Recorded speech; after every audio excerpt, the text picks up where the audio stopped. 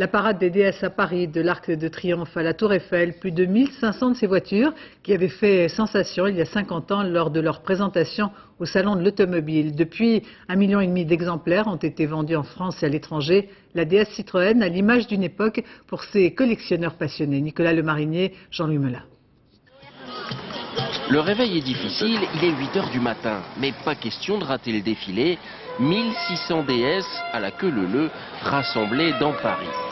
Déesses à fourrure pour l'hiver, déesses cabriolet pour l'été, bref, des modèles pour tous les goûts et de toutes les couleurs. Au volant de sa décapotable, Dominique de Richter, lui, boit du petit lait. Pour moi, ce rassemblement, c'est presque un des plus beaux jours que je vis, parce que j'en ai jamais vu autant de déesses. Et pour moi, il y a tous les modèles, toutes les couleurs, tous les intérieurs possibles.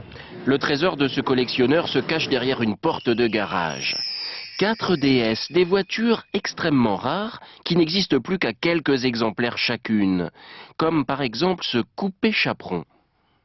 C'est, disons, un peu le Graal dans la déesse, parce que il y en a eu 9, il en reste 3. Des véhicules modifiés comme cette déesse Concorde, transformés pour que les chefs d'entreprise puissent s'y asseoir sans enlever leur chapeau.